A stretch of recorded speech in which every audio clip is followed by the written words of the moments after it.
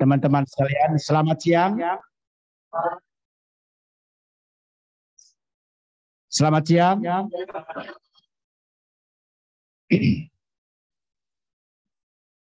Selamat siang. Soalnya saya belum lihat Michelle merespon. Selamat siang. Oke. Di kelas ini ada narkoba, kok ada polisi di sini. Ya, teman-teman sekalian, hari ini dalam sejarah ada apa? Ada apa? Sumpah Pemuda. Ya, tadi saya di WA grup saya juga banyak itu flyer tentang Sumpah Pemuda. Selamat merayakan Hari Sumpah Pemuda. Tapi saya iseng-iseng bertanya kepada mereka. Sumpahnya apa? Dan hampir jarang yang tahu juga. Nah, sekarang saya ingin tanya pada kalian. Sumpahnya apa? Alicia, sumpahnya apa? Bukan? Bingung.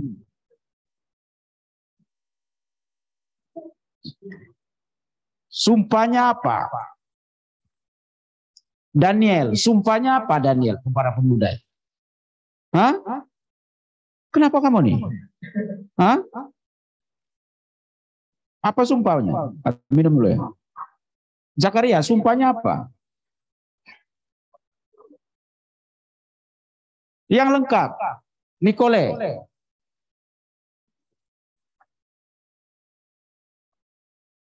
Tidak lengkap. Jadi itu teman-teman sekalian. Kita itu cenderung jadi manusia massa, euforia dalam masa mengucapkan sesuatu. Padahal kita tidak tahu isinya apa.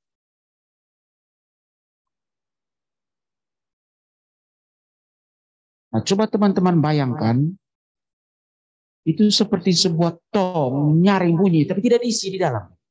Dan kita itu banyak ditipu oleh hal-hal begitu. Oleh berbagai macam penampilan-penampilan yang sifatnya artifisial.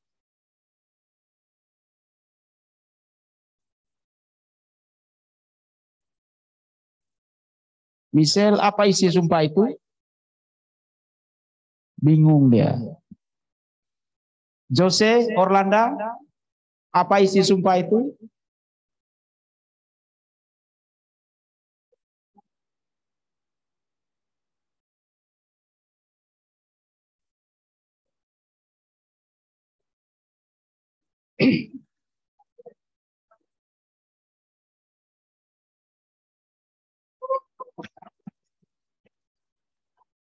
Ya, mari kita mengucapkan sama-sama sumpah itu dipimpin oleh Jose Orlando. Jesse Orlando. Ya, siapa suruh kamu tahu tadi? Ya, silakan ya. Pimpin teman-teman untuk mengucap janji itu bersama-sama. Ya. Boleh pakai teks juga boleh. Ya, silakan kita mengikutinya ya. Ya. Silakan.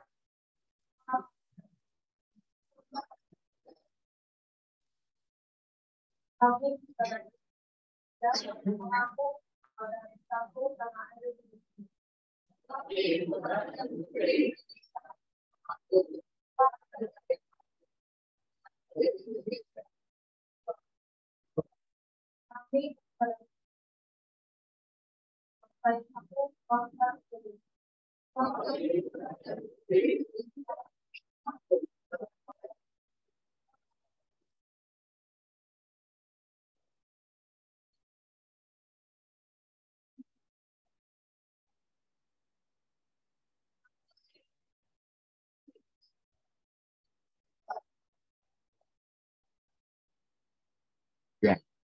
Dari itu teman-teman, dari itu kelihatan rumusan yang sederhana, tetapi yang teman-teman perlu ingat, itu adalah momentum penting di mana imajinasi tentang Indonesia bertumbuh subur, berkembang. Karena sebelum itu tidak ada. Orang Jawa berjuang untuk Jawa. Orang Sumatera berjuang untuk orang Sumatera. Kalimantan dan lain sebagainya. Tidak ada ide yang sama.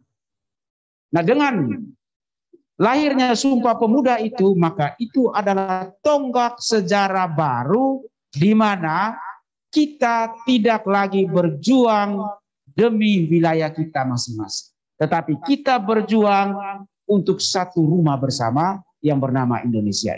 Kebangsaan kita sekarang bukan lagi Jawa. Kebangsaan kita bukan lagi Sunda, bukan lagi Betawi, bukan lagi Sumatera, Batak, ya, Minang, Borneo, Kalimantan, dan lain sebagainya. Sekarang bangsa kita bernama Indonesia. Nah, sejak dari situlah seluruh perjuangan kemerdekaan itu bisa lebih cepat tercapai. Jadi ini menyangkut imajinasi. Nah, kalau tidak ada itu, ya belum tentu tidak ada Indonesia yang kita seperti yang kita bayangkan sekarang. Yang ada mungkin negara Jawa, negara Sumatera. Tidak ada. Jadi bagaimana bapak-bapak bangsa dan mama-mama bangsa kita itu memiliki imajinasi yang sangat luar biasa. Memiliki ide yang sangat luar biasa. Kalau sekarang kan kita hanya memikirkan satu startup. Startup mereka waktu itu apa? Indonesia ini. Negara baru. Kita kan bikin startup yang kecil itu ya. Bikin kue, roti, bikin aplikasi ini, aplikasi itu kan kecil-kecil ya. Tapi coba waktu itu. Startup mereka itu apa? Ya, bangsa dengan ribuan pulau. Bisa disatukan. Bukan oleh perangkat keras, tetapi oleh gagasan. Oleh sebuah ide. Oleh sebuah ideologi. Waktu itu transportasi masih sulit. Orang jalan kaki kemana-mana. Apa yang menyatukan? Ide. Pesawat susah. Bis-bis susah. Kereta api susah. Tapi apa yang menyatukan 17.000 pulau ini? Menyebarkan ide yang sama. Kita sekarang bukan lagi Jawa, bukan lagi Flores, bukan lagi, tapi Indonesia. Lalu tiba-tiba muncullah sebuah kesadaran baru, definisi yang baru tentang diri. Saya bukan sekadar Jawa, saya adalah Indonesia. Demikian semua yang lain-lain. Jadi itu bukan suatu peristiwa yang biasa. Nah, oleh karena itu ya sebagai orang muda, mari kita terus mengembangkan ide yang sudah mereka mulai. Ya, bukan untuk mengecilkan lagi bangsa ini, tetapi untuk membesar. Kalau mereka hanya bisa menyatukan 17.000 pulau, maka kita berangkat dari 17.000 pulau ini. Kalau cita-citanya Soekarno membangun keluarga bangsa-bangsa. Jadi nilai apa yang kita ingin tawarkan kepada dunia ini? Itu cita-cita besar, membangun keluarga bangsa-bangsa. Ya itu teman-teman sekalian, sekedar untuk mengingatkan. Hari ini kita akan diskusi topik tentang nilai dan norma. Oh ya, sebelum saya lupa, nah untuk mengenang tanggal 20, supaya saya tahu kalian hadir, ada di tanggal 28 Oktober pada tahun 1922, pada tahun 2022 ini, untuk mengenang itu, ya, kalian membuat refleksi dari perspektif kalian. Satu artikel mini, 300 kata, syukur-syukur kalau lebih. Nanti dikumpulkan kepada ketua, nanti ketua akan mengirimkan ke saya, dan jangan lupa foto terbaik kalian. Ya, ditempelkan saja di artikel kalian bagian atasnya, jangan kirim foto pas, foto terbaik. Nanti saya menghargainya dengan memuatnya di website Binus. Ingat, web itu banyak dibaca orang, bahkan menjadi referensi. Saya lihat banyak kalau ujian tuh orang pakai referensi dari situ. Ya, karena itu jadikanlah artikel kalian referensi juga bagi orang lain. Ya, gitu ya. Jadi 300 kata kan tidak banyak. Saya lihat dari dua kelas ini ada 2 orang sudah kirim artikel. Terima kasih untuk itu. Ya, nilai ini teman-teman sekalian ada 3 level nilai. Pertama pada level individu, yang kedua pada level komunitas, lalu kemudian yang ketiga pada level bangsa. Setiap orang pasti memiliki nilainya masing-masing di dalam itu. Apa yang baik bagi seseorang tidak baik bagi. Apa yang penting bagi seseorang tidak penting bagi orang. Nah, oleh karena itu imperatif moralnya, maka tidak adil kita menilai orang menurut ukuran kita. Gitu ya. Tetapi kita tidak cukup hidup dengan nilai yang berbasis pada individu. Karena hakikat manusia itu selalu berkelompok. Ya, hakikat manusia itu sosial, homo socius. Homo socius. Saya sebut homo diangguk. Manusia itu selalu berkawan dengan orang lain. Nah, dengan berkawan dengan orang lain, maka terciptalah nilai pada level community. Community itu banyak basisnya. Dia bisa berbasis agama, Islam nilai berbeda dengan Kristen, Protestan, Katolik, Hindu, Buddha, dan lain sebagainya. Berbeda. Padahal dia basisnya etnis juga beda. Dia bahkan Katolik Jawa dengan Katolik Flores pasti ada perbedaan. Gitu. Ekspresinya beda. Kalau orang Flores datang gereja di Jawa sini, pasti dia ngantuk. Karena musiknya pingkang. Karena orang Flores tuh musiknya harus pakai bassnya kenceng. Nah, gitu. Di gereja. Jadi beda-beda. Pada level ras juga begitu. Tetapi nilai pada level ras tidak cukup. Karena nanti kita akan berkelahi terus.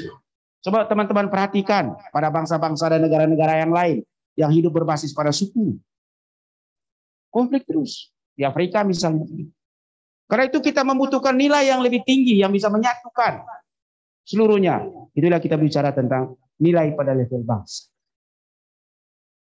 Harus ada nilai bersama yang menyatukan cara kita berpikir, yang menyatukan cara kita berperilaku, yang menyatukan cara kita bertindak. Tanpa itu, maka kebaikan bersama tidak akan terjadi. Yang terjadi itu konflik terus-menerus. Tetapi nilai juga tidak cukup, kita perlu norma. Norma itu akan mengatur cara bagaimana nilai itu dicapai. Norma mengandung beberapa elemen. Pertama, norma pasti selalu berkaitan dengan apa yang harus dilakukan dan apa yang tidak boleh dilakukan. Perintah. Itu norma. Itu yang pertama. Yang kedua, norma juga pasti berkaitan dengan punishment dan rewards. Dia menghukum. Kalau ada orang melakukannya, dilarang tapi melakukan. Itu pasti ada hukuman. Pelanggaran. Tetapi pada saat yang sama, dia juga memberi penghargaan. Jadi ada punishment dan ada rewards. Ada larangan, ada anjuran. Yaitu isi tentang norma. Jadi lebih detail tentang norma ini, mari kita saksikan presentasi dari teman-teman kita pada hari ini. Mari kita sambut mereka dengan tepuk tangan.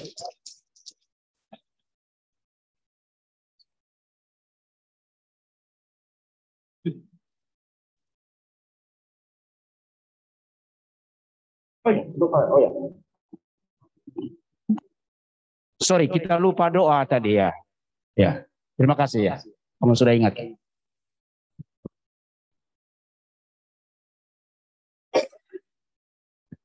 Teman-teman, sebelum kita mulai perkuliahan hari ini, kita awali dengan doa dulu.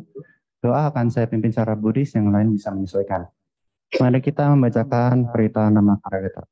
Araham sama sambuddho bhagava Buddham bhagavantam abhivadeni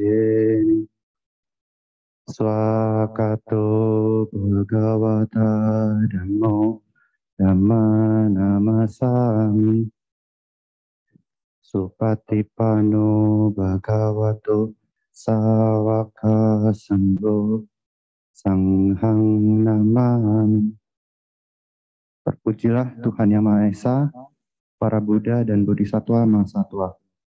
Kami belajar bukan untuk kesombongan dan keserakahan, tetapi untuk mengikis kebodohan kami dan menambah pengetahuan kami. Semoga kami dapat belajar dengan baik dan benar. Sabisata Buantustu Sukitata. Semoga semua hidup berbahagia. Sadhu, sadhu, sadhu.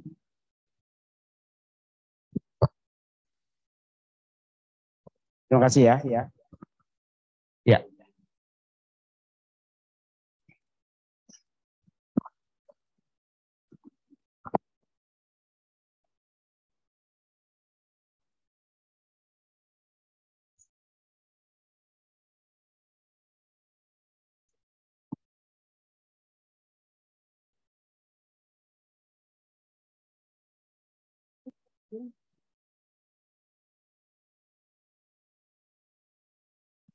Cek, cek, cek.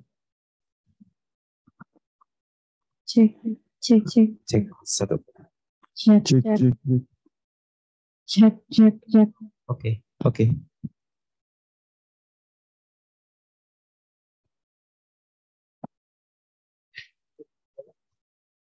Selamat pagi Pak Justinus dan teman-teman semuanya.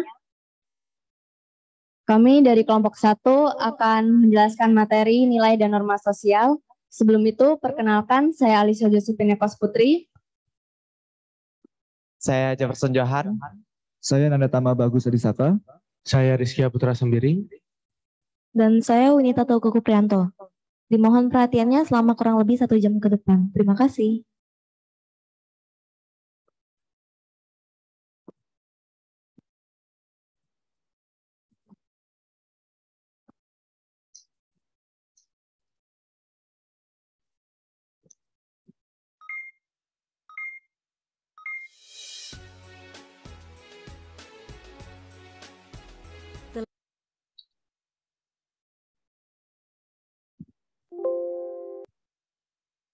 Telah banyak pelanggaran-pelanggaran yang telah menodai nama baik Kepolisian Republik Indonesia. Wajar bila masyarakat hilang rasa kepercayaan atas Kepolisian Republik Indonesia. Benar bukan? Bukan. Haduh. Gawat kalau situasi seperti ini berlangsung secara terus-menerus. Mau jadi apa bangsa Indonesia ini? Mungkin saya harus telepon Kapolri untuk menyelesaikan semua masalah ini.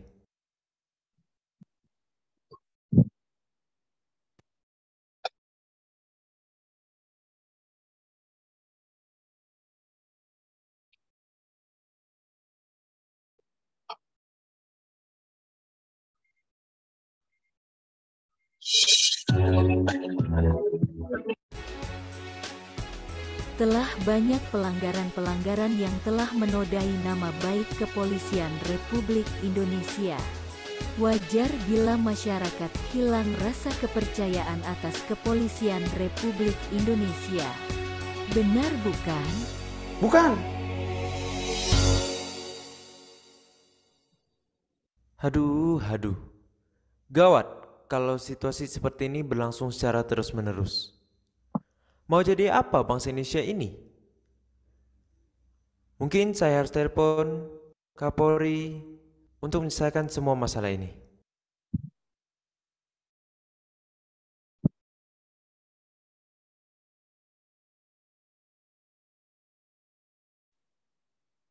Ya, halo? Ya, boleh ke ruangan saya sebentar ya? Oke, baik.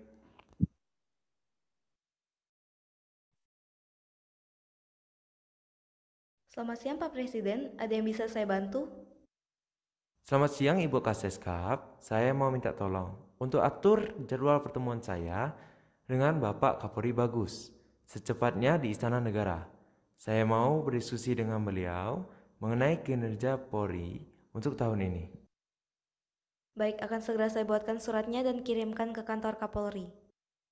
Baik, terima kasih.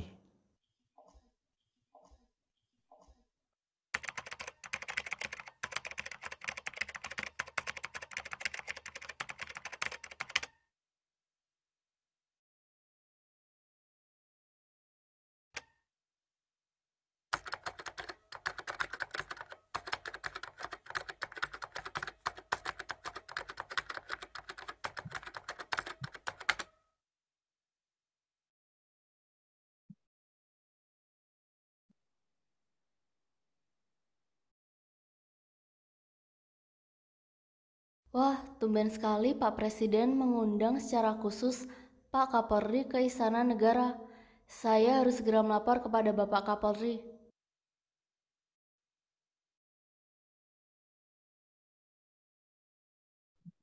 Selamat siang Pak Kapolri, barusan ada surat dari Pak Presiden yang mengundang Bapak untuk ke Istana Negara besok pukul 9 pagi. Baik, terima kasih Bu Kasetum. Besok pagi saya akan menuju ke istana.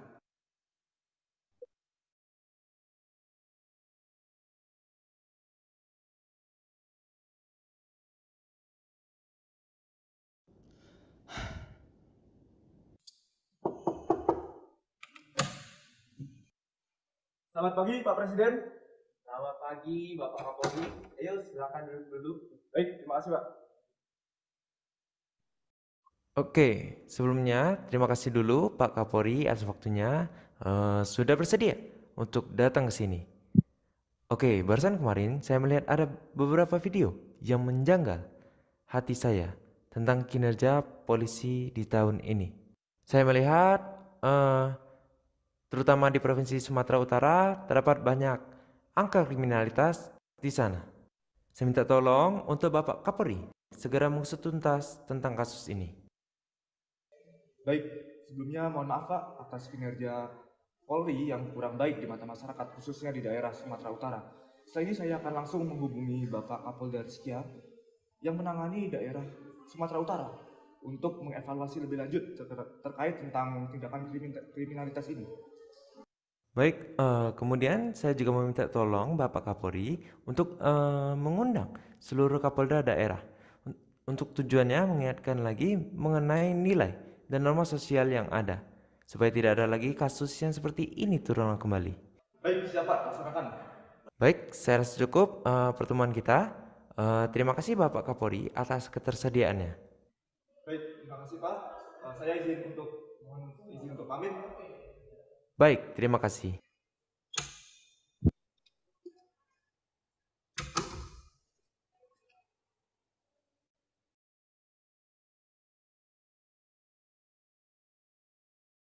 Halo, selamat pagi Pak. Halo, selamat pagi Pak Kapolri. Ada yang bisa saya bantu? Ya, saya baru saja mendapatkan instruksi dari Pak Presiden untuk menghubungi Bapak. Jadi Pak Presiden melihat angka kriminalitas di Sumatera Utara ini sangat tinggi Pak. Nah ini minta tolong jadi bahan evaluasi ya untuk jajaran kepolisian di Sumatera Utara ini Pak. Baik Pak Kapolri. Sejujurnya ini juga menjadi perbincangan di internal kami.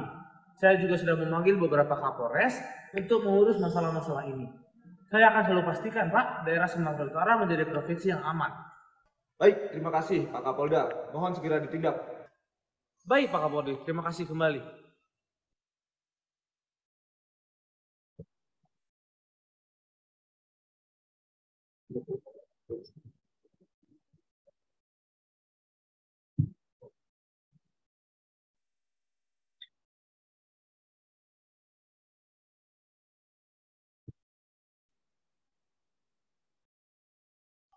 Selamat pagi Bapak Ibu Kapolda dari seluruh Indonesia. Saya himbau untuk semuanya hadir pada rapat tertutup untuk melakukan pembahasan evaluasi kinerja kepolisian dan meningkatkan kesadaran polisi atas nilai dan norma sosial yang berlaku di masyarakat. Rapat ini akan dilaksanakan besok pagi pukul 9.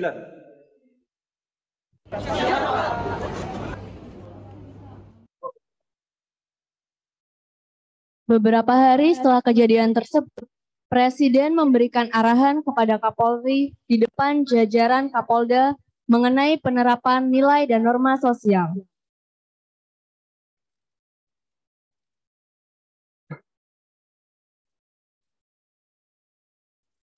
Selamat siang Pak Kapolri. Pak Presiden.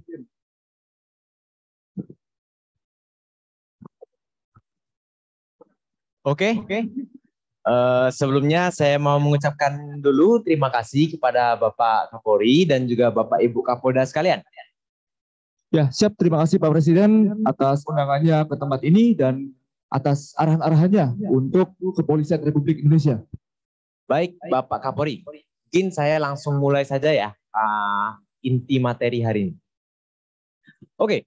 Akhir-akhir ini saya itu sedang resah dengan masyarakat Indonesia.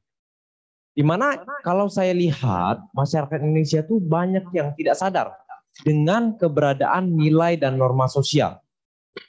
Terutama masyarakat-masyarakat di daerah. Banyak yang kalau saya tanya tidak tahu norma-norma yang ada. Padahal seperti yang kita ketahui, norma itu harusnya selalu menemani aktivitas kita. Dimanapun kita berada, pasti ada norma. Anda memiliki norma, saya memiliki norma. Dan kita memiliki norma bersama. Norma merupakan fakta sosial yang tidak dapat kita hindari, tidak dapat kita pungkiri. Pasti ada melekat di kehidupan kita. Seperti itu.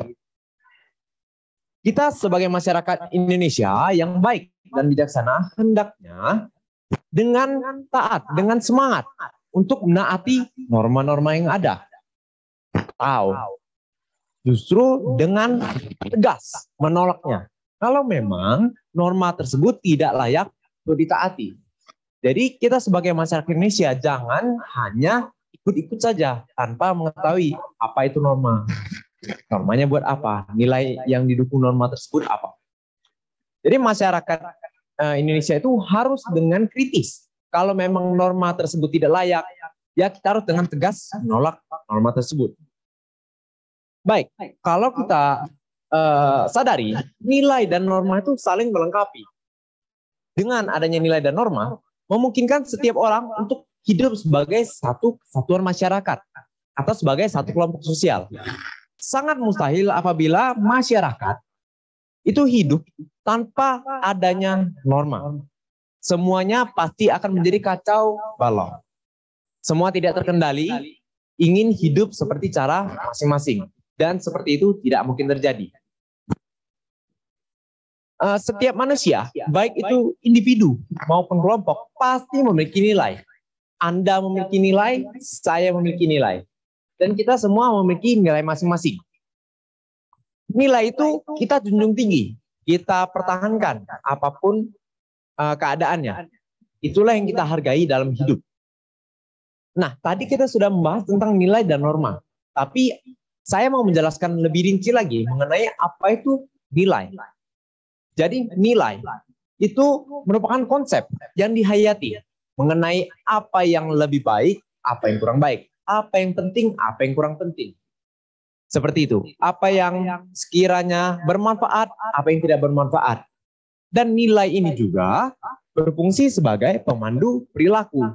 Jadi kita sebagai manusia cenderung hidup sesuai dengan nilai yang kita anut.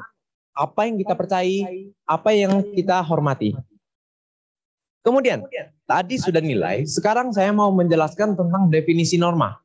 Menurut Brennan, norma atau standar itu bertindak sebagai mekanisme regulatif untuk mewujudkan nilai. Jadi norma ini fungsinya untuk mendukung supaya nilai ini benar-benar berdiri kokoh.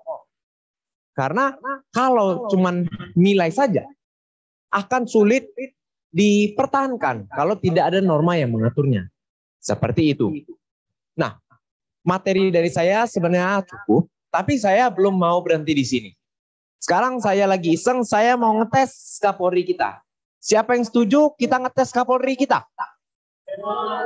Bagus. Ayo Kapolri. Ya, sudah siap ya? Siap. Oke, Pak Kapolri, saya mau tanya Bapak mengenai definisi nilai. Kali ini menurut Erikson dan Linda. Siapa? Kebetulan anak saya di rumah juga lagi butuh sepeda, Pak. Boleh, sepeda nanti saya atur. Siapa?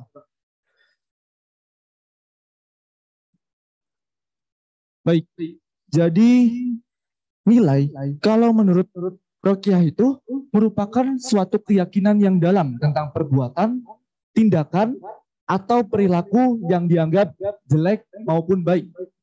Tadi bisa dikatakan bahwa baik itu bisa jadi untuk diri sendiri, dan kalau misalnya memang itu jelek, maka kita bisa untuk tidak mengikuti nilai tersebut. Kita memperbaikinya menjadi lebih baik lagi. Lalu, nilai berdasarkan Linda, nilai adalah standar-standar perbuatan dan sikap yang menentukan siapa kita, bagaimana kita hidup, dan bagaimana kita memperlakukan orang lain. Tentu saja nilai-nilai yang baik adalah nilai yang bisa menjadikan orang lebih baik hidup lebih baik, dan memperlakukan orang lain secara lebih baik. Begitu Pak Presiden. Wah, ternyata Kapolri kita pintar juga ya. Setuju kan ya? Nah, tadi definisi yang saya dengar dari Bapak Kapolri tepat sekali. Nah, tapi jangan senang dulu Pak Kapolri. Saya punya pertanyaan selanjutnya untuk Bapak Kapolri. Nah, sekarang coba Bapak Kapolri jelaskan definisi norma menurut Erikson dan Richard. Silakan. Baik Pak, siap. Jadi norma menurut Erikson, norma adalah seperangkat peraturan yang mengatur perilaku seorang individu yang ditegakkan oleh pihak ketiga. Namun pihak ketiga ini adalah selain dari aparat negara, melalui sanksi sosial bagi mereka yang melanggar norma yang bersangkutan dan diberikan penghargaan bagi mereka yang mengikutinya. Sedangkan menurut Richard, norma adalah standar perilaku yang lurus dan harus dipelihara oleh setiap manusia. Begitu Pak Presiden. Wah, kita mungkin harus kasih tepuk tangan ya untuk Kapolri ya. Wah, ternyata Kapolri kita selain tampan juga pintar ternyata. Ya, dan juga dapat 2 sepeda mungkin Pak ya. Boleh, sepeda. Ya, mungkin terima kasih dulu Kapolri, Bapak Kapolri karena sudah membantu kita untuk menjelaskan mengenai definisi nilai dan norma. Kemudian saya juga mau berterima kasih kepada Bapak Ibu Kapolda yang sudah datang hari ini. Mungkin saya mau menyampaikan pesan penutup. Oke, kita sebagai kepolisian itu harus menjunjung tinggi keberadaan nilai dan norma sosial. Jangan sampai kita sebagai aparat penegak hukum itu sendiri tidak tahu dan juga abai dalam menghormati melaksanakan norma. Kemudian saya juga ingin supaya masyarakat di sekitar kita juga paham tentang nilai dan norma ini. Nanti saya mau titip pesan untuk Bapak Kapolri, untuk Bapak Ibu Kapolda sekalian, untuk melakukan sosialisasi mengenai nilai dan norma kepada masyarakat dan jajaran kepolisian lain sampai ke yang paling bawah. Siap Pak Presiden, terima kasih banyak atas pesan-pesan yang telah disampaikan kepada kepolisian pada hari ini. Baik, Bapak Kapolri dan Bapak Ibu Kapolda sekalian, mungkin itu saja dari saya. Saya undur, izin pamit. Siap, terima kasih Pak Presiden. Terima kasih. Baik, selamat pagi Bapak Ibu sekalian. Waduh, ini suaranya nggak ada ini. Mana ini? Pada tidur semua ya pasti ini ya. Selamat pagi Bapak Ibu Kapolda sekalian. Nah, sesuai dengan arahan dari Bapak Presiden barusan, kita sekarang akan mengevaluasi seluruh kinerja dari jajaran Kepolisian Republik Indonesia. Banyak sekali kekurangan-kekurangan yang terdapat di dalam institusi kita. Dan kekurangan-kekurangan itulah yang menyebabkan citra Kepolisian Republik Indonesia ini dipandang sebelah mata oleh masyarakat. Di Bandar Lampung, terdapat oknum polisi yang melakukan perampokan terhadap kendaraan dari masyarakat. Di Mojokerto, terdapat oknum polisi yang melakukan pesta narkoba. Di Sumatera Selatan, terdapat oknum polisi yang melakukan pelecehan seksual terhadap anak dari tersangka, agar tersangka tersebut dibebaskan dari hukumannya. Lalu baru-baru terakhir ini di Jawa Timur terdapat tragedi Kanjuruhan yang menewaskan ratusan orang. Dan dari tragedi Kanjuruhan tersebut dipilihlah Kapolda baru. Namun belum menjabat sebagai Kapolda terkena kasus yaitu peredaran narkoba. Dan di dalam internal kita sendiri terdapat anggota Polri yang saling membunuh satu sama lain, yaitu oknum kita yang berinisial FS. Nah, apakah itu semua tidak cukup untuk menjadikan pelajaran bagi kita untuk melaksanakan tugas kita dengan baik? Nah, kita di sini sebagai penegak hukum di Indonesia, kita harus memiliki panduan pedoman dalam melakukan perilaku kita terhadap masyarakat. Panduan tersebut yang sudah disampaikan oleh Bapak Presiden, yaitu nilai.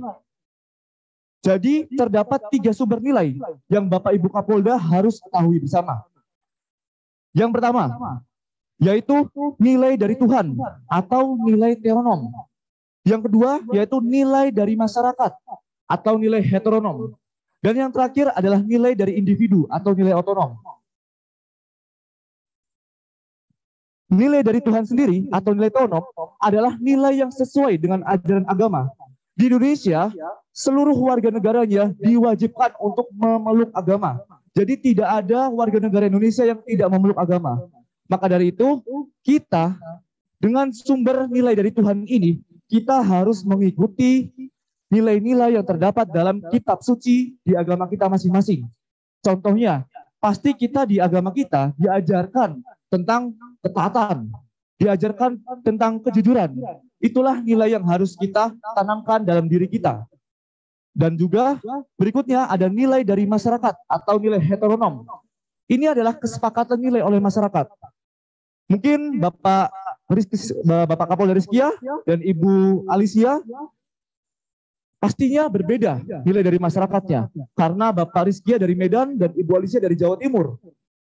Semuanya daerah-daerah yang ada di Indonesia ini tentunya memiliki kebijakan, memiliki peraturan, memiliki kehidupannya yang berbeda-beda di kesehariannya. Jadi nilai dari masyarakat ini adalah nilai yang disepakati oleh masing-masing masyarakat yang ada di daerahnya. Lalu yang terakhir adalah nilai dari individu atau nilai otonom. Ini adalah nilai-nilai yang terdapat dalam diri kita sendiri. Misalnya, kita ingin berhasil, maka kita harus gigih dalam berusaha. Nah, kegigihan itulah yang menjadikan kita nilai untuk berperilaku dalam kehidupan sehari-hari. Misalnya, kita ingin mendapatkan nilai yang bagus dalam pelajaran. Maka dari itu, kita harus belajar lebih giat lagi. Dan dengan kita belajar lebih giat lagi, otomatis orang-orang yang ada di sekitar kita juga akan melihat kita dan memiliki nilai yang sama juga dengan kita. Seperti itu. Pak Rizkia? Ini Pak Rizkia dari Medan, bukan? Betul? Siap. HP-nya ditaruh. Saya ngobrol tidak lama di sini. Pak Rizkia, HP-nya taruh. Kiri, dan jauh. Pak Rizkia, yang jauh. Coba ulangi apa yang saya katakan. Siap. Coba. Pak Rizkia, coba ulangi. Inilah Bapak Ibu sekalian. Ini adalah cerminan kepolisian di mata masyarakat. Pantas saja masyarakat menilai kita sebelah mata. Kita sendiri saja seperti ini pelakuannya. Maka dari itu dalam waktu dekat ini kita akan membuka pendaftaran bagi calon akademi kepolisian Republik Indonesia. Dengan harapan kita akan menciptakan bibit-bibit unggul baru di kepolisian kita. Dan kita akan memperbaiki citra kepolisian di mata masyarakat. Mohon Bapak Ibu Kapolda sekalian untuk segera menyiapkan segala persiapan dan perlengkapannya untuk seleksi penerimaan akademi kepolisian ini. Mungkin itu saja dari saya. Setelah ini Bapak Ibu sekalian bisa kembali ke daerah masing-masing. Terima kasih.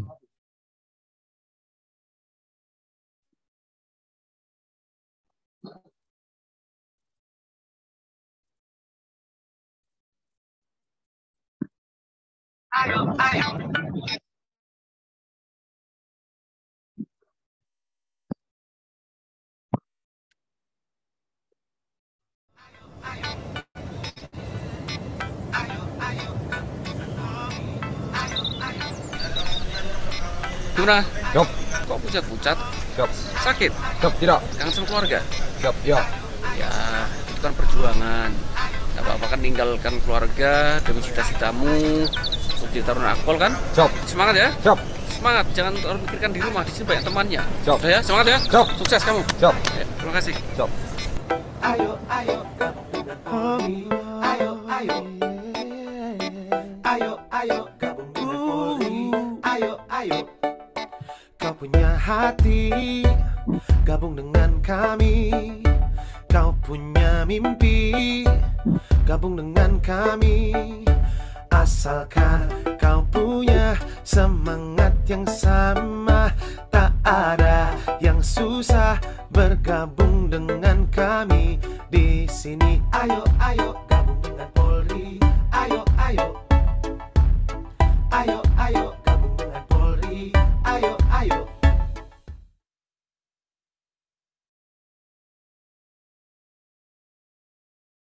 Proses pelaksanaan seleksi calon anggota kepolisian Polda Sumatera Utara akan segera dimulai.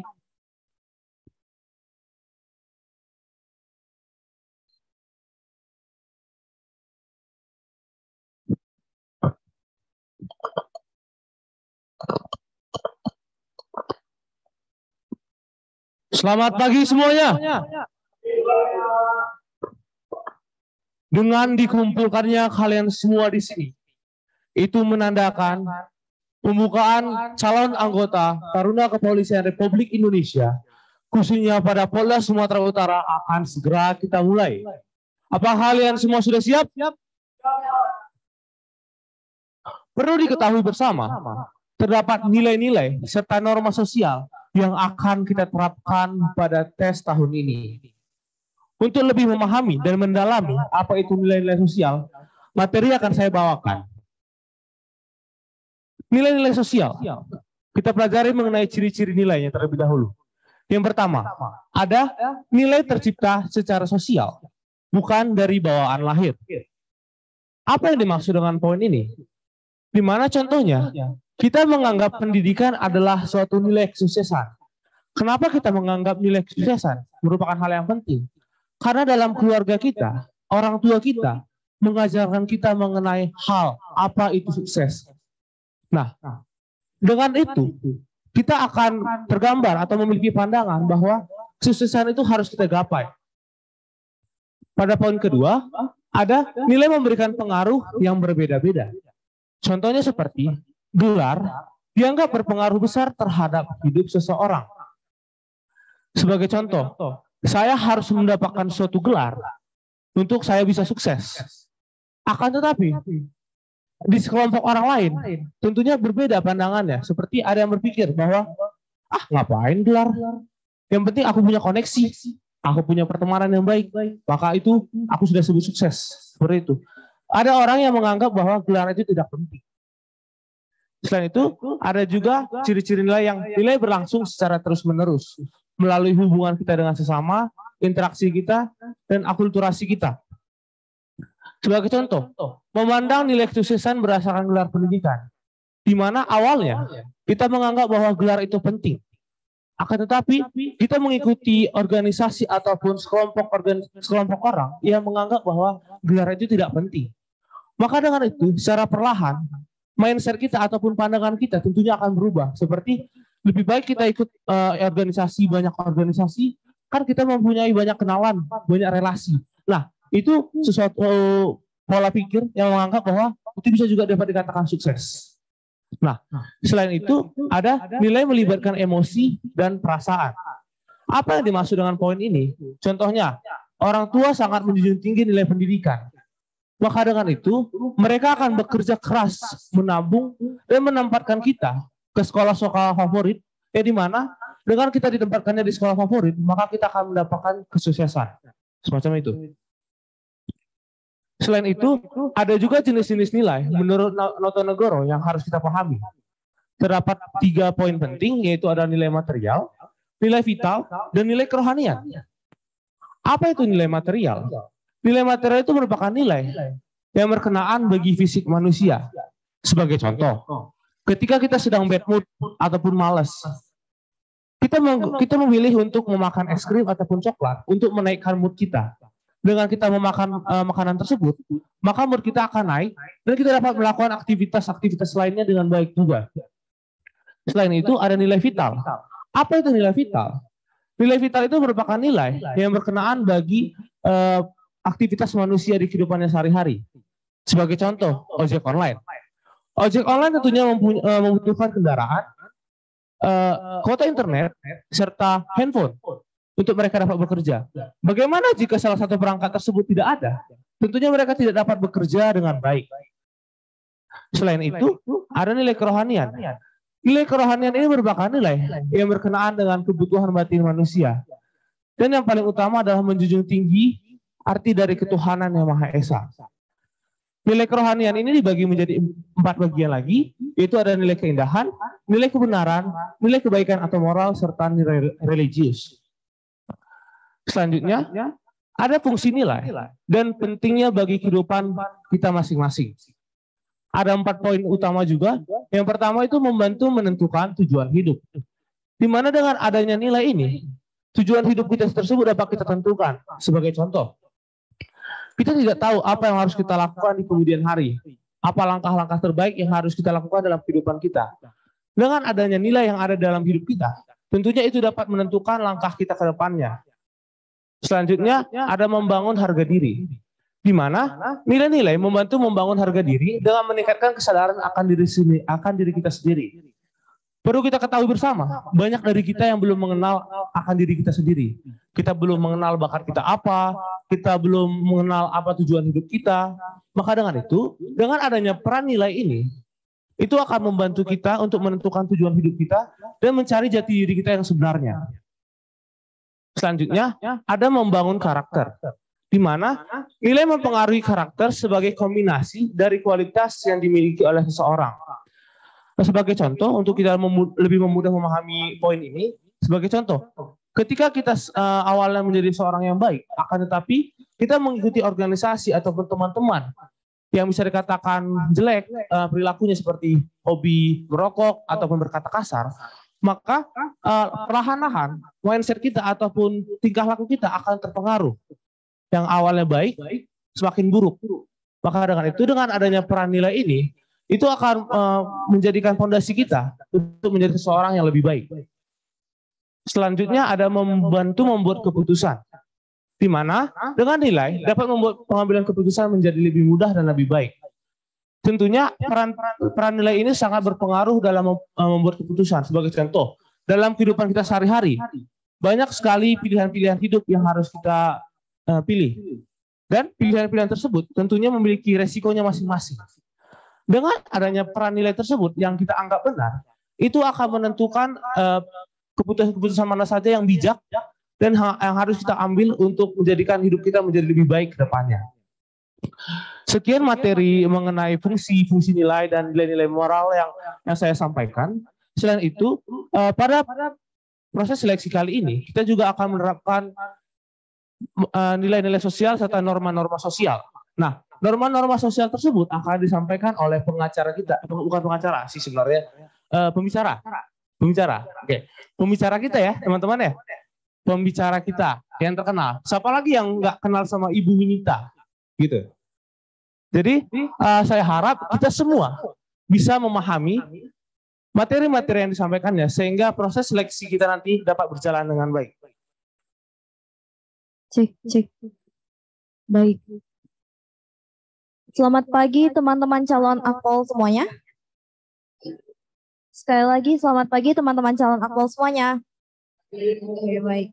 Sebelumnya saya ingin mengucapkan terima kasih banyak pada Bapak Kapolda kita, Bapak Jenderal Rizky ya, yang telah mengundang saya untuk hadir dan memberikan materi mengenai norma sosial pada pembukaan penerimaan seleksi calon akpol.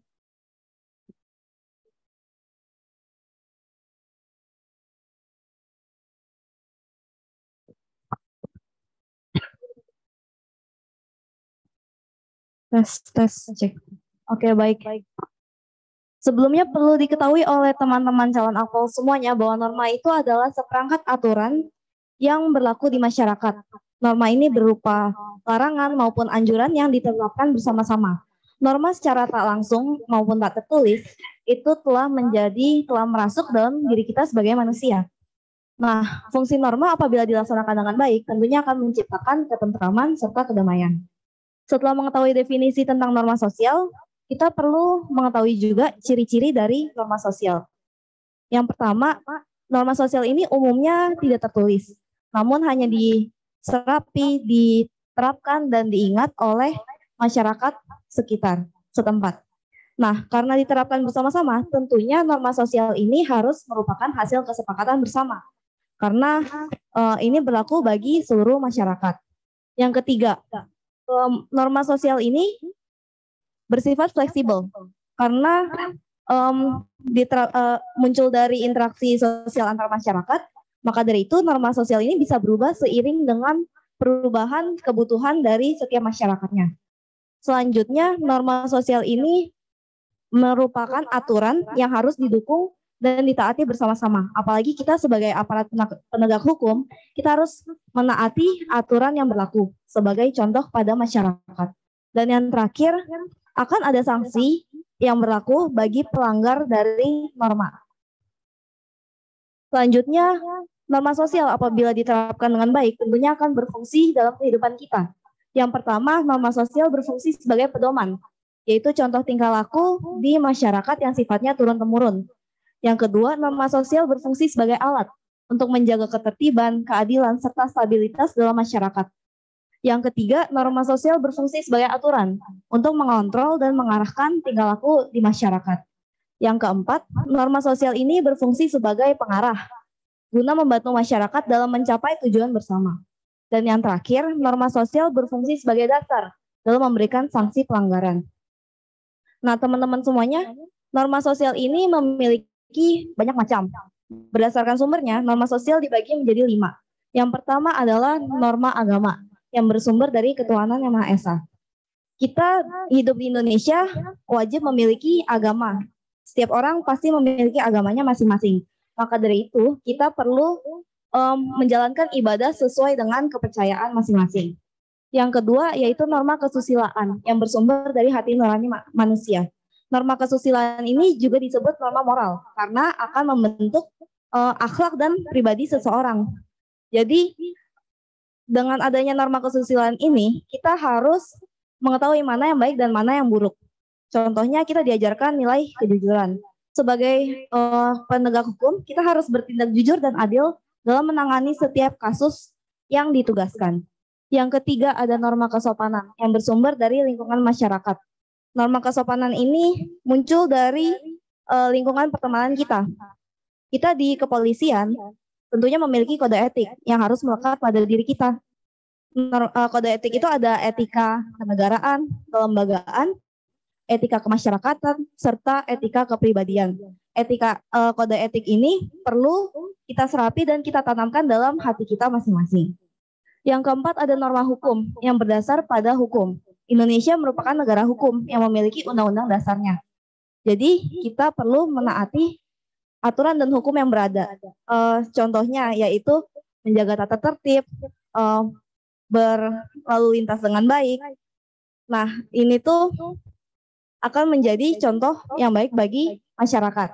Dan yang terakhir ada norma kebiasaan atau norma adat istiadat yang bergantung dari budaya setiap daerah masing-masing. Setiap daerah ini memiliki budaya yang berbeda, jadi norma di setiap daerah pastinya juga berbeda. Baik. Nah, teman-teman semua, bangsa ini merupakan mangsa, pasar, dan bangsa. Bagai potong bebek angsa yang memotong norma. Serong ke kiri juga serong ke kanan. Namun saya tidak akan menutup materi saya dengan membahas soal bebek angsa. Tapi saya ingin mengajak teman-teman semuanya untuk berani memberikan contoh bagi masyarakat dengan menegakkan norma dan nilai yang ada di masyarakat. Baik, adakah pertanyaan? Norma sosial dan juga nilai sosial yang Bapak Kapolda sampaikan. Apa kaitan antara nilai sosial dan norma sosial tersebut ya Bu? Terima kasih Bu. Baik, terima kasih atas pertanyaannya. Ini merupakan pertanyaan yang bagus teman-teman semua. Tadi kan kita telah mengetahui apa itu nilai dan norma sosial masing-masing. Namun kita juga perlu mengetahui apa sih keterkaitan antara nilai dan norma sosial itu. Nah, ibaratkan buku dengan isinya. Buku itu merupakan pembungkusnya dan isi itu merupakan nilai yang mau kita terapkan. Nah, buku tanpa isi itu tidak ada artinya. Sama aja dengan norma dan nilai. Nilai itu merupakan nilai-nilai yang baik dan buruk yang ingin kita terapkan dan dibungkus dengan norma. Jadi intinya norma itu terbentuk berdasarkan nilai sosial yang ada di masyarakat. Apakah sudah cukup menjawab? Sudah Bu, terima kasih. Baik, kalau begitu saya izin mengakhiri materi saya pada pagi hari ini. Saya kembalikan kepada Bapak Kapolda Rizkia. Terima kasih dan semangat menjalankan seleksi tesnya.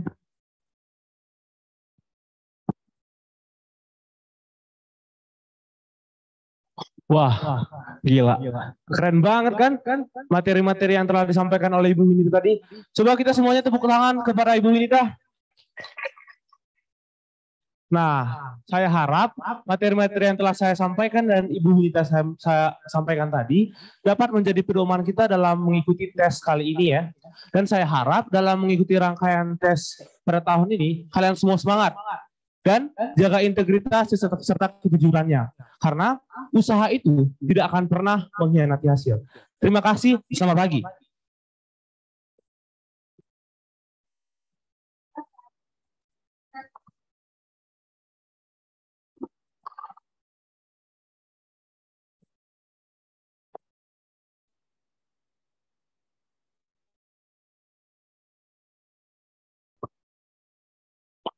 Ayo semuanya baris. Kita akan mengikuti tes fisik pada pagi hari ini. Kamu, nggak usah banyak gaya. Berdiri tegak. Bagus. Oke. Maju orang pertama. Berdiri, diam. Saya akan ukur kamu dulu. Oke juga nih tingginya. Oke. Lanjut tes berikutnya, tes fisik berikutnya. 30 menit lagi akan segera kita mulai. Kamu nggak usah macam-macam. Diri, tegak. Kamu mau jadi polisi, banyak gaya. Aduh. Bolehlah tingginya. Oke, kamu ikut dia, ikut tes fisik selanjutnya. Berhenti. Berdiri tegak. Saya ukur kamu ya.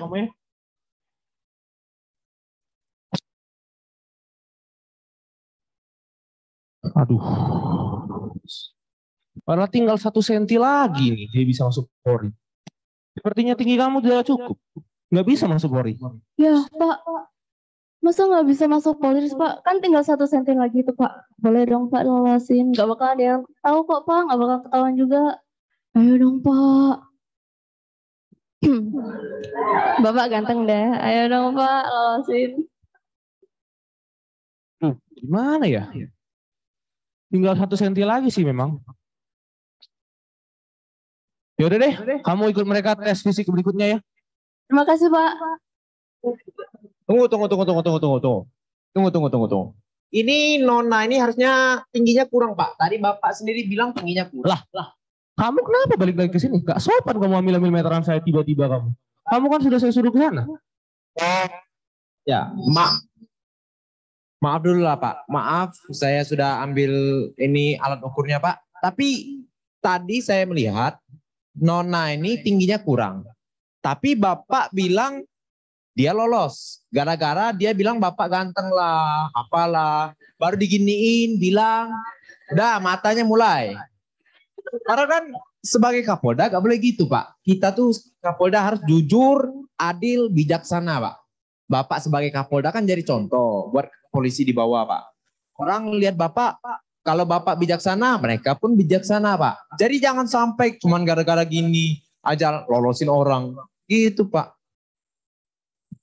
Oke. Terima kasih atas nasihatmu ya. Oke, kamu bisa lanjut aktivitas selanjutnya. Baik. Sepertinya saya tidak bisa meloloskan kamu sayang sekali. Silakan ikuti tes kepolisian tahun depan. Ya, Pak. Tadi kan udah dilolosin, Pak. Tidak bisa. Kita ikuti aturan dengan baik. Kamu, maju. Aduh, ngapain lagi nih orang jinjit-jinjit. Bikin susah kepala aku aja. Bagus, tegak. Aduh. Tegak, Pak. Diam, biar saya ukur dulu. Gimana yang gini mau masuk polisi? Pusing kepala aku pagi-pagi ini. Aduh. Tunggu. Gini, Pak, gini. Saya nih, bentar ya. Mau ngapain lagi kamu? Mau ngerayu saya? Nggak bisa. Nggak gitu. Aduh. Siapa juga mau ngerayu Bapak? Suka juga kayak gitu. Jadi mau kamu apa sekarang? Ini, saya punya penawaran yang menarik buat Bapak. Nih, coba ya. Apa itu? Nih, coba Bapak pegang. Pegang dulu nih, Pak. Apa ini? Dirasain. Nah, coba nih. Berkilau juga ya? Gimana, Pak? Kalau Bapak lolosin saya, ini bakal buat Bapak. Gimana? Gimana ya? Bakal ada yang tahu kok, Pak. Yang tadi kan udah pergi tuh ke sana. Ini orang bikin pusing kepala gue ya pagi-pagi. Aduh. Gimana, Pak? Menarik kan? Mau nggak? Gimana ya? Lumayan juga buat makan bakso sebulan. Ya kan? Mendingan Bapak lolosin saya. Gimana ya? Yaudah deh. Tapi tambahin 5. Gopek. Bisa nggak? Boleh nggak? Gimana nih guys, tambahin gopek gak? Tapi kalau kamu nggak mau, oke saya pulangkan sekarang. Nggak peduli saya. Gimana? Tapi kalau saya tambahin, Bapak lulusin saya ya? Bisa lah, dipertimbangkan. Oke, bentar ya. Nih.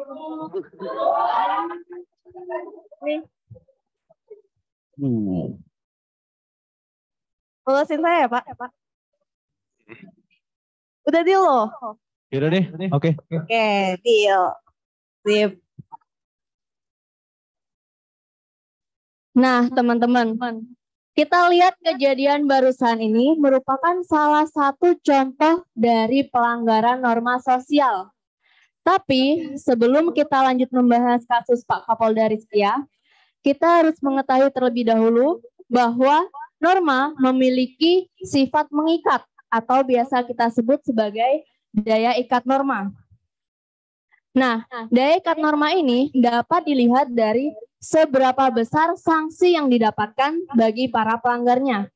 Oleh karena itu, daya ikat norma dibagi menjadi 4 tingkatan jenis norma sosial. Dari tingkatan yang terendah ada norma cara atau usage. Lalu tingkatan selanjutnya ada norma kebiasaan atau folk-based. Di tingkat ketiga ada norma tata kelakuan atau mores. Dan di tingkat tertinggi dengan sanksi paling berat ada norma adat istiadat atau custom. Mari kita bahas satu persatu. Norma cara atau usage merupakan perbuatan atau perilaku seseorang dalam kelompok masyarakat, tetapi tidak dilakukan secara terus-menerus. Sanksi yang didapatkan bagi pelanggar norma ini yaitu sanksi berupa teguran atau celaan. Contoh norma ini misalnya, cara berpakaian yang rapi dan sopan. Apabila ada seseorang yang berpakaian tidak sopan, biasanya orang tersebut akan mendapatkan teguran dari orang lain. Lalu kita ke tingkatan kedua, ada norma kebiasaan atau folk-based. Ini merupakan perbuatan yang dilakukan berulang-ulang dan biasanya memiliki tujuan jelas yang dianggap baik atau benar. Sanksi yang didapatkan apabila seseorang melanggar norma kebiasaan ini, biasanya orang tersebut akan dianggap menyimpang dari kebiasaan umum masyarakat.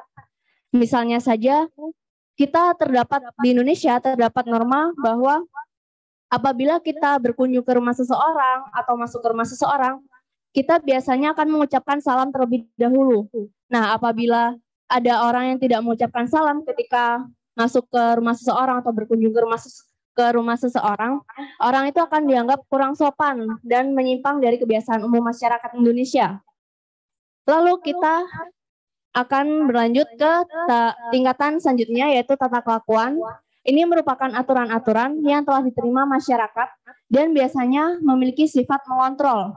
Selain itu, tata kelakuan ini juga berkaitan erat dengan kepercayaan dan juga keyakinan agama. Contoh dari norma tata kelakuan ini adalah larangan untuk mencuri, larangan untuk membunuh, dan lain sebagainya. Nah, apabila ada seseorang yang mencuri atau membunuh, maka orang tersebut biasanya akan dikenakan sanksi sesuai dengan hukum yang berlaku di negara tersebut. Kalau di Indonesia, orang tersebut akan dikenakan sanksi di penjara. Nah, selanjutnya pada tingkatan paling atas, paling tinggi ada adat istiadat. Biasanya adat istiadat ini merupakan aturan yang telah disepakati dalam kelompok masyarakat tertentu. Nah, salah satu contoh norma adat istiadat adalah larangan pernikahan sesuku di Kabupaten Kampar Riau. Karena pernikahan sesuku di Kabupaten Kampar Riau itu dianggap bahwa pernikahan saudara.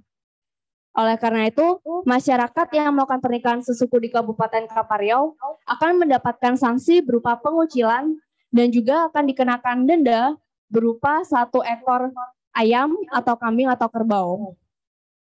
Nah, teman-teman, sekarang kita kembali lagi pada kasus Bapak Kapolda Rizkia.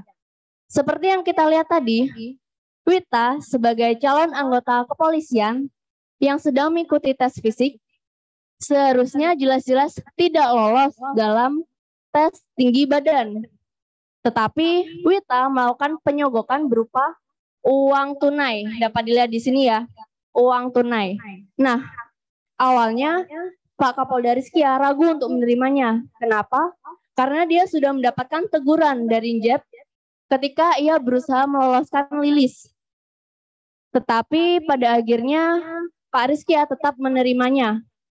Dan sebelum itu teguran dari Injep tadi juga merupakan salah satu sanksi di mana Pak Rizkia juga melanggar norma di mana ia sudah berusaha untuk meloloskan Lilis tadi. Oleh karena itu dia mendapatkan sanksi berupa teguran. Nah, kali ini karena tidak ada yang tahu juga dan Pak Rizkia juga sudah menerima sogokan dari Wita, tentu saja ini merupakan pelanggaran norma, di mana sanksinya tidak hanya berupa teguran atau celaan lagi, juga bukan dianggap sebagai perbuatan menyimpang dari masyarakat. Tetapi sanksi yang didapatkan Pak Rizkia karena perilakunya ini akan sesuai dengan hukum yang berlaku di Indonesia. Nah, sekarang cerita ini tentu saja tidak berhenti sampai di sini saja. Mari kita saksikan bersama-sama akibat dari perbuatan Pak Rizkia yang melanggar norma sosial.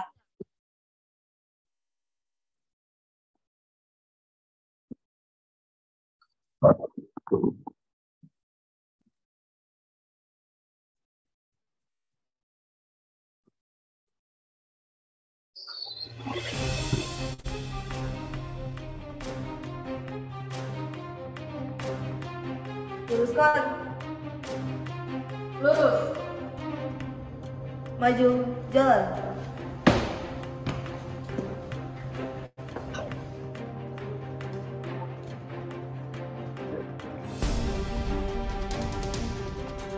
Hadapi, gerak.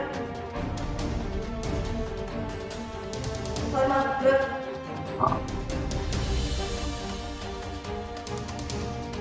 Tegak, gerak.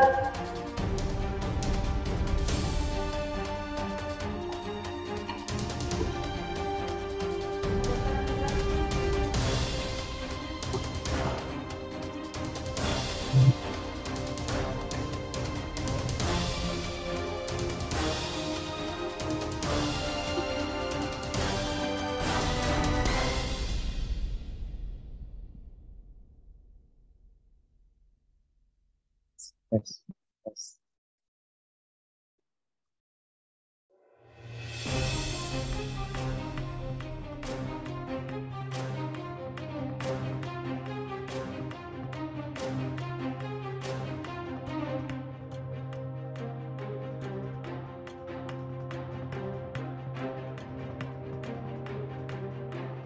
Berdasarkan hasil keputusan hakim yang didasari Undang-Undang Negara Republik Indonesia tahun 1945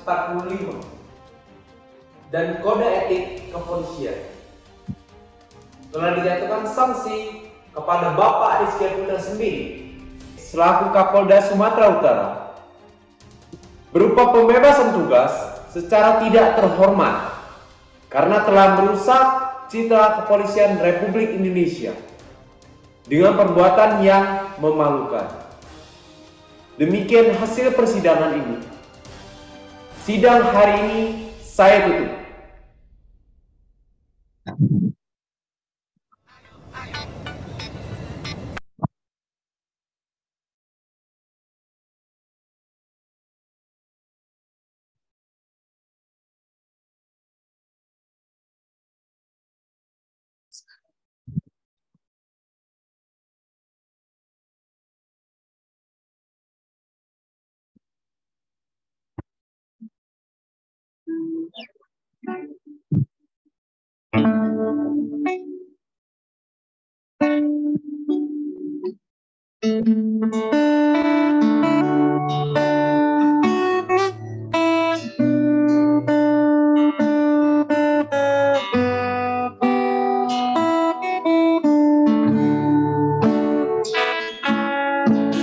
Hari-hari terus berlalu, tidak pernah berhenti.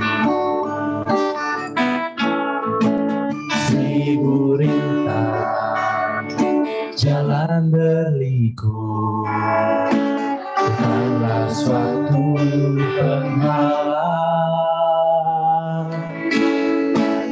Hadapilah segala tantangan, Mohon petunjuk yang kuasa, ciptakanlah kerukunan bangsa, kobarkanlah dalam dada semangat jiwa Pancasila.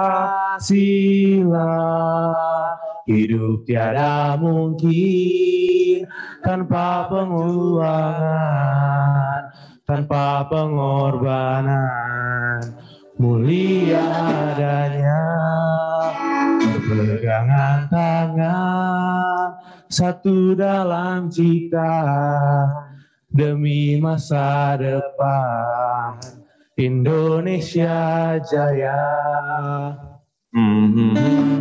Hidupku dipenuhi dengan nilai di sekolah, di rumah, dimanapun diriku menjunjungnya. Walau realita menghancurkan, menghempaskan diri ini, tapi ku percaya suatu hal besar terjadi hari ini. Tidak mungkin tanpa perjuangan, tanpa pengorbanan. Mulia adanya berpegangan tangan, satu dalam cita demi masa depan Indonesia Jaya. Terima kasih.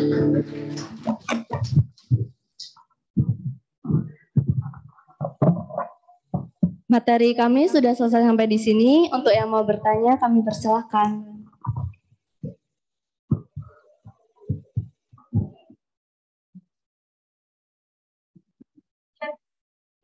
Cek. Oh, dua orang.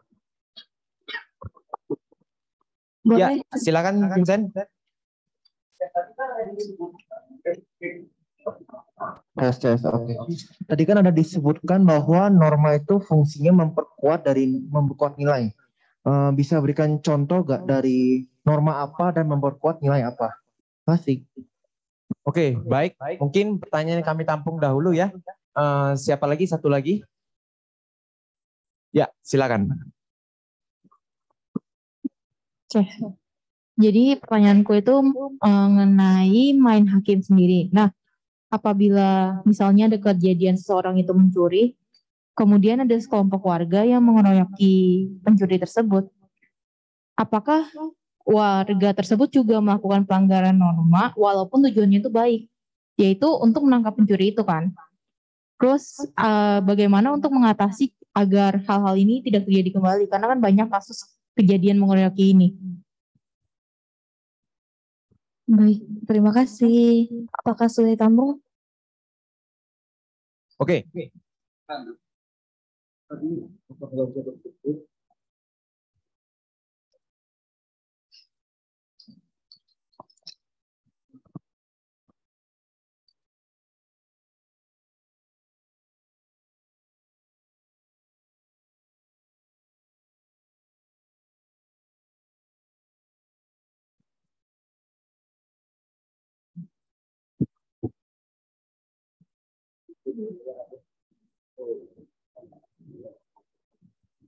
Oke, sebelumnya terima kasih dahulu kepada Cecilia dan Vincent atas pertanyaannya. Mungkin saya akan bantu menjawab pertanyaan Vincent terlebih dahulu ya. Oke, tadi pertanyaan Vincent mengenai norma dan dari norma tersebut nilai apa yang diperkuat seperti itu ya. Oke, mungkin saya akan memberikan dua contoh. Yang pertama norma integritas. Misalnya kita tahu sendiri kalau kita kuliah kita tidak boleh melakukan kecurangan. Seperti menyontek, plagiarisme, menyalin pekerjaan teman, dan lain-lainnya. Nah, ini norma punya hukuman. Dalam hal ini, kalau dalam Universitas Bina Nusantara, berarti kalau melakukan kecurangan, drop out, seperti itu. Nah, dari norma ini, mendukung nilai integritas. Seperti itu ya, integritas. Dengan adanya norma ini, kita menjadi lebih integritas. Kita menjadi lebih jujur. Seperti itu. Kita tidak sembarangan dalam melakukan kuliah. Tidak hanya asal datang. Tapi kita juga benar-benar belajar. Berintegritas. Jujur. Seperti itu. Tadi contoh pertama. Saya memiliki contoh kedua. Yaitu tentang absensi kuliah. Banyak sekali masyarakat, terutama pada zaman dahulu, para mahasiswa itu bolos kuliah seenaknya. Terkadang kayak bolos dianggap sebagai hal yang biasa. Namun bersyukurnya seiring berkembangnya zaman, absensi kuliah menjadi hal yang sangat penting dan dipegang erat oleh seluruh aktivis, seluruh masyarakat, universitas. Ketika kita berkuliah, kita tidak boleh sembarangan izin. Kita tidak boleh sembarangan bolos. Dan itu juga memiliki sanksi. Nilai yang diperkuat seperti apa? Nilai yang diperkuat adalah disiplin dan tanggung jawab. Dengan adanya norma tersebut, kita menjadi disiplin. Kita mempunyai rasa tanggung jawab ketika sebelum kuliah. Kita tidak hanya datang. Kita tidak hanya meninggalkan begitu saja. Tapi kita sadar bahwa kita terikat oleh yang namanya norma. Seperti itu. Apakah jawaban saya sudah membantu? Sudah menjawab? Baik, terima kasih Vincent. Baik. Ya.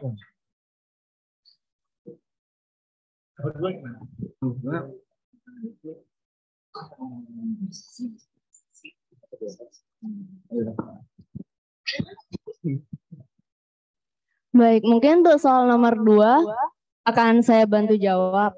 Nah, tadi Cecil ya bertanya, kalau misalnya ada pencuri, terus pencuri tersebut dikeroyok warga. Nah, apakah warga yang melakukan pengeroyokan tersebut juga melakukan pelanggaran norma? Nah, menurut saya iya, karena di Indonesia sendiri juga terdapat hukum yang mengatur bahwa warga negara Indonesia itu tidak boleh melakukan tindakan kekerasan.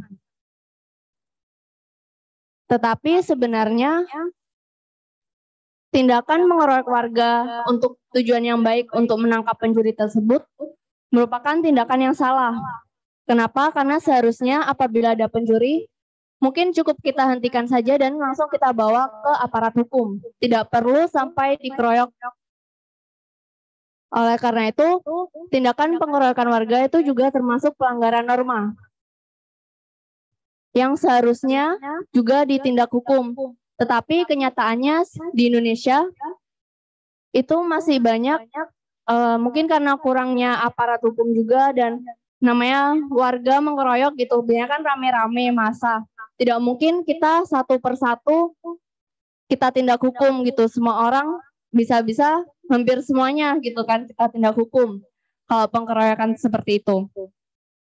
Jadi kenyataannya di Indonesia sendiri masih banyak yang mengeroyok warga tapi mungkin hanya mendapatkan sanksi berupa teguran saja, tidak sampai ditindak hukum. Beda kasus kalau ada pencuri yang dikeroyok warga hingga tewas. Nah, untuk kasus seperti ini ada beberapa juga kasus nyata yang seperti itu. Dan di situ warga yang mengeroyok pencuri tersebut ditindak hukum, biasanya mendapatkan sanksi berupa hukuman penjara sekitar maksimal 7 tahun kalau tidak salah. Ada peraturannya yang ada hukum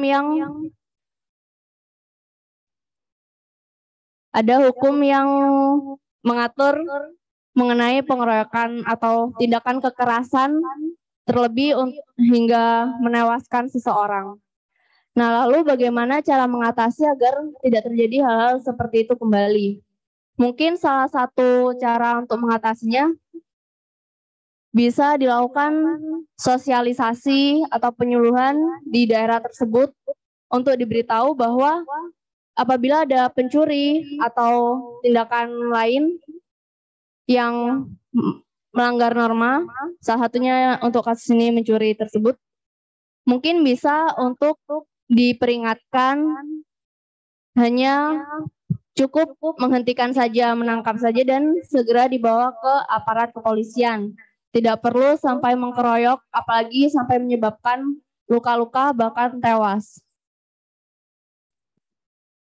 Mungkin seperti itu. Cecil, apakah menjawab?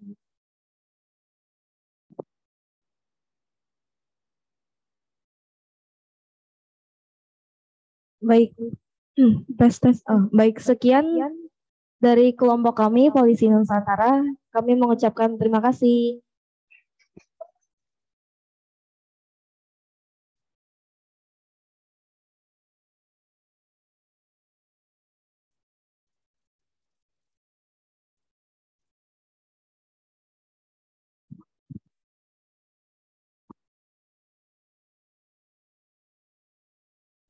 Ya, kita beri tepuk tangan untuk mereka.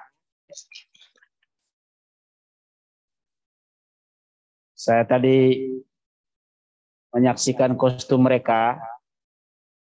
Saya berpikir bahwa memang mereka ini sungguh niat mau presentasi ini materi ya. Saya tidak tahu apakah sebelum presentasi ini apakah mereka punya baju warna hitam, saya tidak tahu. Mungkin gara-gara mau presentasi ini cari baju hitam. Terima kasih sekali lagi, menurut saya presentasinya materi kulasan materi sangat baik ya, artinya cukup sesuai dengan apa yang diharapkan. Hanya mungkin kurangnya tadi hubungan antara nilai dengan norma ya. Ada tadi ya di pendahuluan. Oke, terima kasih. Lalu cara presentasi juga bagus ya, ada PowerPoint, ada dialog, lalu kemudian juga ada film ya. Artinya bagi saya kreativitas itu sangat baik. Jadi saya selalu memberi nilai yang tinggi untuk setiap kreativitas. Materi itu bisa dibaca sendiri ya. Di internet kan bisa baca sendiri kan, tinggal lihat topik baca sendiri. Tapi kreativitas itu sesuatu yang sangat mahal dalam hidup. Dan kreativitas itu berangkat dari imajinasi. Jadi kalau tidak ada imajinasi, susah ada kreativitas. Dan kalau tidak ada kreativitas, ya apa yang kita mau produk? Apa yang kita menghasilkan? Karena itu teman-teman sekalian, momen-momen seperti ini momen yang sangat baik untuk mengembangkan, melatih imajinasi kita tentang apa yang ingin kita hadirkan ke tengah masyarakat. Kalau Anda sebagai manajer misalnya nanti, kalau Anda tidak punya ide, tidak punya imajinasi, Anda tidak tahu bagaimana melit orang. Sesuai dengan apa yang Anda minta harapkan. Gitu ya. Jadi imajinasi itu sangat penting. Karena itu ya manfaatkan kesempatan baik dalam tugas-tugas mata kuliah seperti ini. Karena intinya ini kan kuliah materi karakter building. Dan sekali lagi saya memberi nilai yang sangat-sangat baik untuk kelompok ini ya. Tapi jangan lupa kita boleh beri tepuk tangan untuk mereka. Mereka sudah memberi standar untuk kita yang lain. Ya. Artinya kelompok setelah ini tidak boleh kurang dari mereka.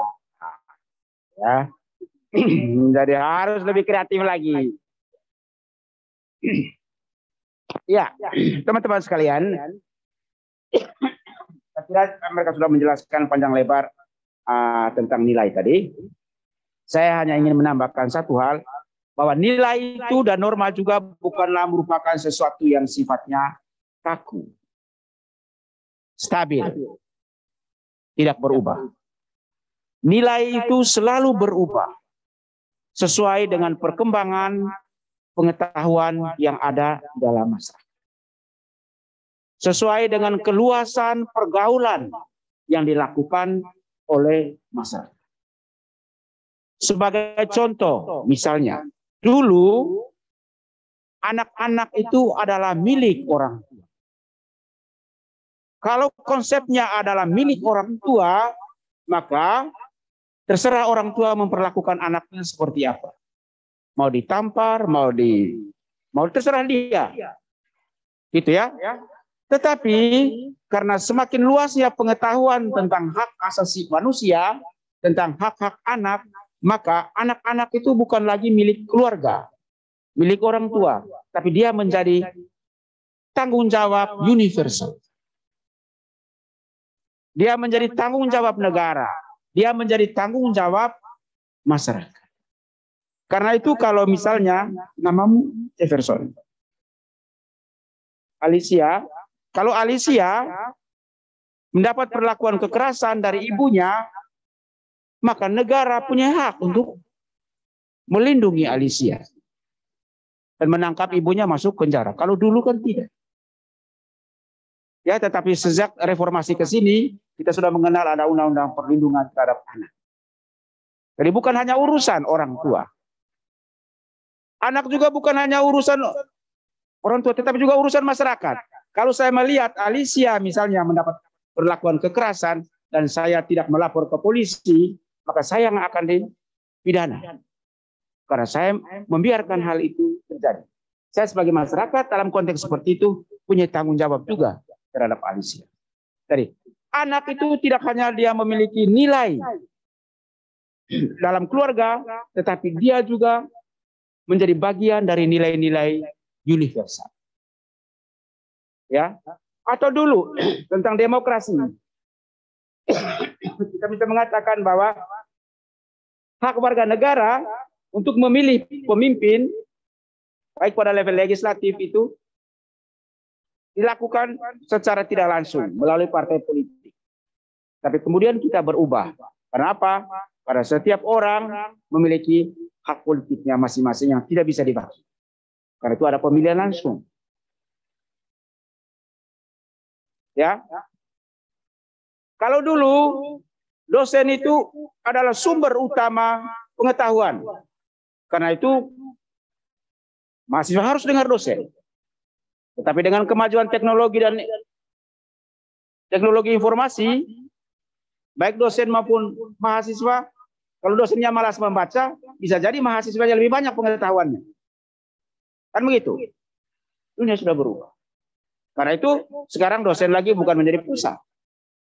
Yang menjadi pusat, ada yang mengatakan mahasiswa, pusat pembelajaran. Tetapi yang paling bagus itu adalah, yang menjadi pusat itu adalah proses yang terjadi di Anda. Baik mahasiswa maupun juga dosen. Jadi nilai itu berubah. Dia bukan merupakan sesuatu yang stagnan. Ya. Nah, hanya masalahnya kita tidak siap dengan perubahan. Kita selalu mengukur masa sekarang dengan masa lalu. Kita selalu mengukur orang lain menurut kita. Itu artinya bahwa kalau terjadi hal-hal seperti itu, artinya kita tidak siap dengan perubahan.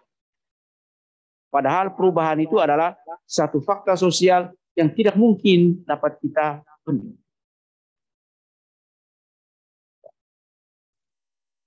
Beberapa tahun yang lalu,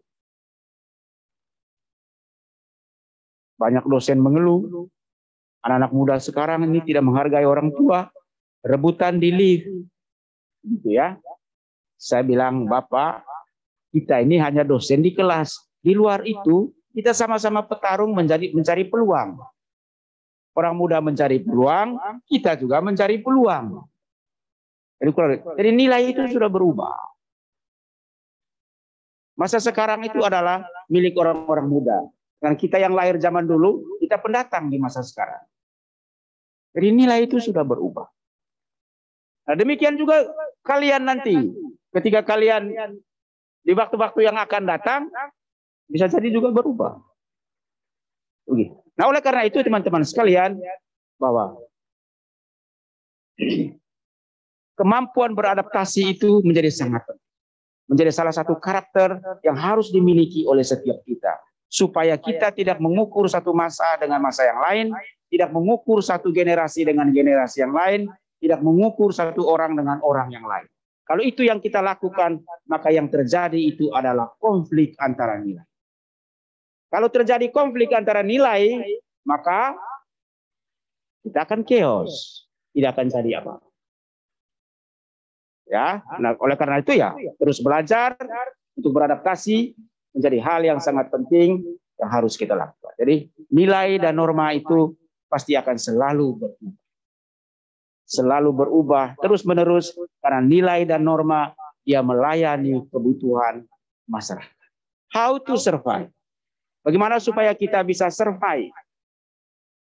Kan begitu, nilai dan norma melayani. Nilai dan norma dia bertumbuh sesuai dengan kebutuhan-kebutuhan kita. Saya kira itu tambahan dari saya. Nah, sekali lagi terima kasih banyak. Selamat merayakan Hari Sumpah Pemuda.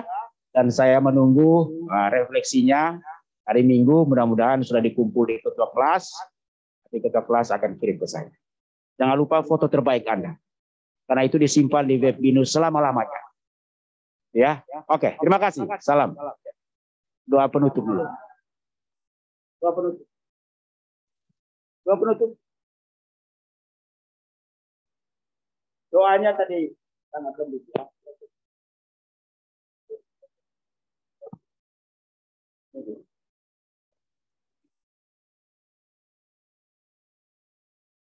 Teman-teman, sebelum kita menutup pelajaran perkuliahan kita hari ini, marilah kita berdoa. Doa akan saya pimpin secara Buddhis, yang lain boleh menyesuaikan. Mari kita membacakan nama Karagata. Arahang sama sambuddho bhagava buddham bhagavantam abhiwademi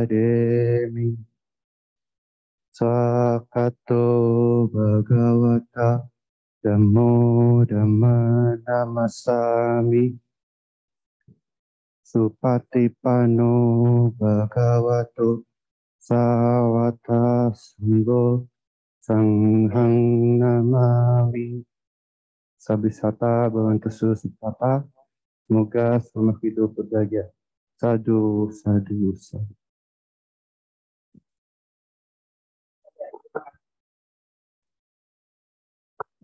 Ya, kuliah sudah selesai. Silakan pergi makan siang.